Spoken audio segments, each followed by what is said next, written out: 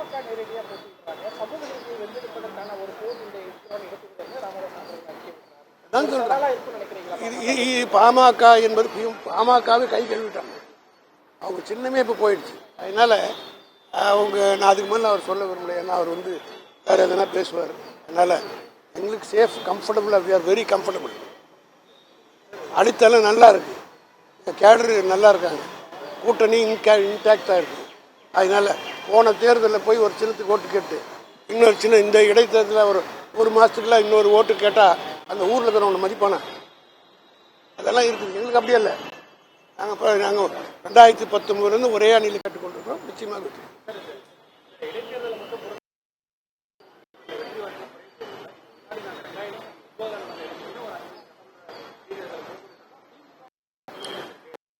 அந்த சுச்சுவேஷன்லாம் வேறங்க. இன்னைக்கு சுச்சுவேஷன் வேற. ஒரு தேர்வுக்கு ஒரு சுச்சுவேஷன் மாறுதில்ல. இன்னைய கான்டெக்ட்ல ஏன் பண்றாங்கன்னு சொல்லணும். தப்பு நடந்ததா, எலெக்ஷன்ல எதெல்லாம் ஏடிஎம்கே பாதிக்கப்பட்டதா, பிஎம்கே பாதிக்கப்பட்டதா, அல்லது அந்த கூட்டணியில் இருக்கவங்க யாராவது பாதிக்கப்பட்டாங்களா, தேர்தலில் எங்கன்னா முறைகேடு நடந்திருக்கா, இதெல்லாம் சொல்லணும்ல.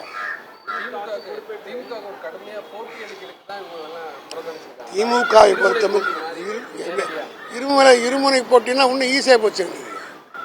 ஒரே இது தானே, 10 பேர் பதில் சொல்ல ஒரே ஆளை பார்த்துட்டு வரலாம்.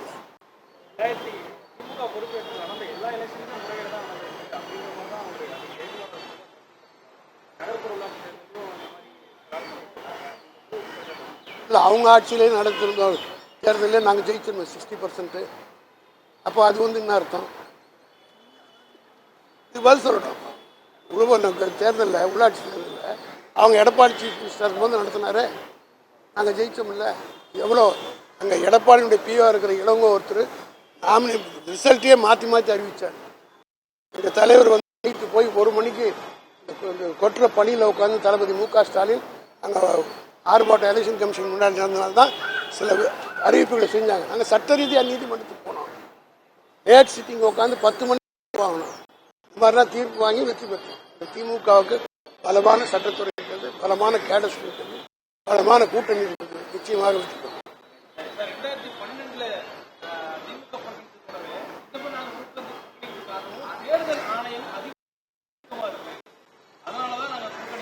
அப்போ இது வந்து மறைமுகமாக மோடியை தாக்குறதாகும்.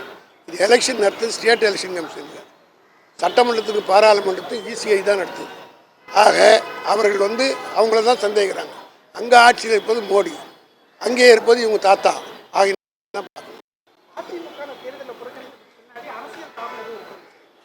நான் சொன்ன வையா வையம்பட்டி இப்போ எப்படி போய் சேர்றதுக்குன்னு போகிறாங்க. அவ்வளோதான்.